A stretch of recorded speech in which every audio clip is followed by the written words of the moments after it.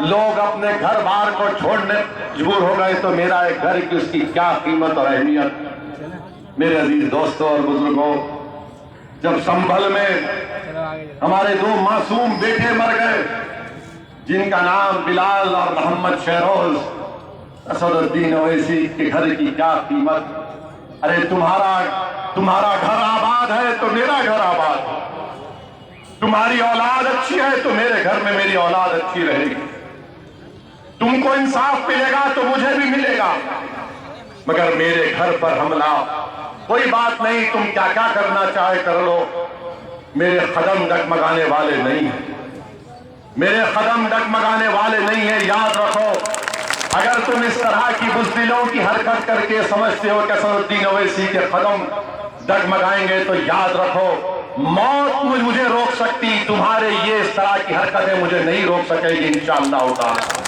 اور میں آپ سے وعدہ کر کے جا رہا ہوں کہ اللہ سبحانہ و تعالیٰ نے نبی پاک صلی اللہ علیہ وسلم کے صدقے اور طفیل میں اور اہل بیت کے صدقے اور طفیل میں اللہ نے مجھے اگر کچھ بھی صلاحیت دی تو انشاءاللہ تعالیٰ میں دنیا سے جانے سے پہلے ایسے نقوش چھوڑ کر جاؤں گا کہ سنبل میں، اتر پردیش میں، پورے بھارت میں اسد الدین اویسی سے بہتر مجلس کے نیتا پیدا ہوں گے۔ تم میرے گھر پہ آ کے پتھر پھینکتے ہو تو تم میرے گھر پر پتھر یا کڑاڑی سے میرے نام کو نہیں توڑ رہے ہو، تم بھارت کو کمزور کر رہے ہو، تم بھارت کے دشمن ہو، تم بھارت کے دشمن ہو۔ اور یاد رکھو، تمہاری یہ حرکتیں ملک کو بدنامگی دلائے گی پورے انٹرنیشنل لیول پر۔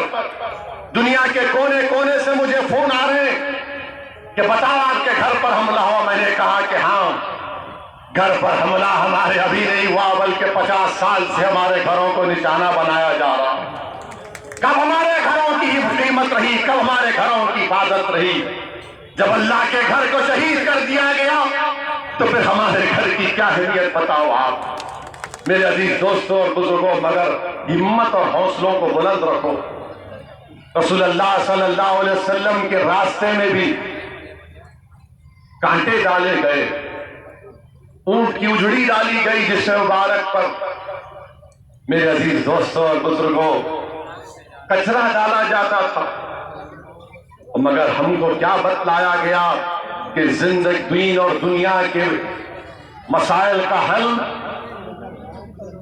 مسجد اور محراب کے بعد عملی میدان میں اترنا پڑے گا۔ یاد رکھو، صرف دعاؤں پر اکتفا مت کرو میرے عزیز دوستوں، دعا خوب کرو اللہ کی بارگاہ میں، راتوں میں اٹھ کر بھیک مانگو گڑ گڑا کر اللہ سے، اور صبح میں اٹھ کر اپنے دعاؤں کی قبولیت کا مظاہرہ دیکھو انشاءاللہ۔ میرے عزیز دوستوں اور بزرگوں، ڈرنے اور گھبرانے کی ہرگز ضرورت نہیں ہے، ہم کو اپنے حوصلوں کو بلند رکھنا ہے، بلکہ کربلا کے میدان کو یاد رکھنا ہے۔ لوگ اسد الدین اویسی سے آ کر پوچھتے کہ تم 19% لوگوں کے انصاف کی بات کر رہے ہو، تم کس سے مقابلہ کرنے جا رہے ہو؟ تم اندازہ ہے بی جے پی ہے، سنگھ پریوار ہے، سماجوادی ہے، بی ایس پی ہے۔ تو میں کہتا ہوں کہ امام حسین کے سامنے بھی یہ سوال کیا گیا تھا، اور کربلا کے ریگزاروں سے امام حسین کی روح ہم تمام کو پکار کر کہہ رہی ہے کہ حق کی سربلندی کے لیے 72 ان ہزاروں کے لشکر پر قابو پا لیے تھے، ان پر کامیابی حاصل کیے۔ میرے عزیز دوستوں اور بزرگوں، ڈرنے اور گھبرانے کی ضرورت نہیں ہے، بلکہ یہاں پر تو مجھے ہمارے میڈیا کے لوگ بھی ہم کو پوچھے، ہم بابی کے گھر پہ کھانا کھائے، کباب بھی کھلائے ہم کو، بولے کہ سنبل کا خاص کباب ہے۔ ہم بولے ٹھیک ہے۔ یہاں پر مجھے ہمارے میڈیا کے لوگ بولے آپ کے گھر پہ کل ایسا ہوا۔ میں نے کہا دیکھو، مجھے وہ شعر یاد آیا تو میں لکھ لیا پورا، راحت اندوری مرحوم کا شعر، اللہ راحت اندوری کی خبر کو نور سے بھر دے، اللہ ان کی مغفرت فرمائے۔ تو راحت اندوری نے بھی کیا خوب کہا تھا کہ اگر خلاف ہے ہونے دو۔ کیا کہا تھا راحت نے؟ اگر خلاف ہے ہونے دو۔ ایک ساتھ بولو، مزہ آئے گا۔ اگر خلاف ہے جان تھوڑی ہے، اگر خلاف ہے ہونے دو جان تھوڑی ہے، یہ سب دعا ہے، یہ سب کوئی آسمان تھوڑی۔ راحت اندوری نے لکھا تھا اب یہ ان بزدلوں کو جو ہمارے گھروں پر حملہ کرتے ہیں، یہ ان کے لیے جو مخنثوں کی فوج لے کر گھر پر آتے ہیں، تو سنو تمہارے لیے بھی راحت اندوری نے کہا تھا لگے گی آگ، لگے گی آگ تو آئیں گے گھر کئی زد میں، راحت اندوری نے کہا تھا۔ اب ان پہ کیس بک کرنا ہے تو اللہ کے پاس ہے، جاتے تم۔ لگے گی آگ تو آئیں گے گھر کئی زد میں، یہاں پر صرف ہمارا مکان تھوڑی ہے، یہاں پر صرف ہمارا مکان تھوڑی ہے۔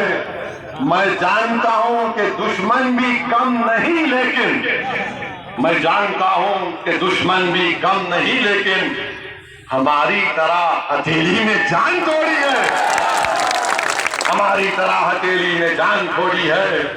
اور پھر یہ کل بولنے والے بولے اس کے بہت موز اسدالدین اویسی اپنے منہ سے بہت بولتا ہے، بولتے زبان ہمارا ہے، تمہارے باپ کی زبان ہمارے منہ میں نہیں ہے، یاد رکھو۔ تو راحت اندوری نے کہا کہ ہمارے منہ سے جو نکلے وہی صداقت، ہمارے منہ سے جو نکلے وہی صداقت، ہمارے منہ میں تمہاری زبان تھوڑی ہے۔ اور پھر راحت صاحب نے لکھا جو آج صاحب مسند ہے کل نہیں ہوں گے، یوگی آج مکھیہ منتری ہے کل نہیں رہیں گے انشاءاللہ، جیسے اکھلیش تھے نہیں ہے، مودی ہے انشاءاللہ کل وہ نہیں رہیں گے پردھان منتری۔ جو آج صاحب مسند ہے کل نہیں ہوں گے، کرایہ دار ہے ذاتی مکان تھوڑی ہے۔ اور پھر راحت صاحب نے ان لوگوں کو کہا جو ہم کو کہتے ہیں قبرستان یا پاکستان یا شمشان، ارے سنو دیوانو، سب کا خون ہے شامل یہاں کی مٹی میں، کسی کے باپ کا ہندوستان تھوڑی۔ میرے عزیز دوستوں اور بزرگوں، میری آپ سے اپیل ہے کہ متحدہ طور پر سنبھل ہو یا اتر پردیش کی کسی بھی ویدھان سبھا میں جہاں پہ مجلس کا امیدوار ہوگا، آپ پتنگ کے نشان پر پورے اعتماد کے ساتھ بٹن دبا کر مجلس کو کامیاب کریے۔ لوگ آپ سے بہت کچھ کہیں گے، ارے یہ مکھیہ منتری بنے گا نہیں، مجھے مکھیہ منتری بننے کا شوق نہیں ہے، نہ مجھے سنتری بننے کا شوق ہے، مجھے اپنا حق لینا ہے اور حق کو حاصل کرنا ہے۔ میرے عزیز دوستوں اور بزرگوں، متحد رہیے، اختلافات کو ختم کریے، اختلافات ہم کو تباہ و برباد کر رہے ہیں، اور متحد ہونے کی ایک اہم وجہ، ایک اہم چیز یہ ہے کہ اہل بیت صلی اللہ علیہ وسلم سے محبت پیدا کریے، متحد ہو جائیں گے۔ وآخر دعوانا الحمدللہ رب العالمین۔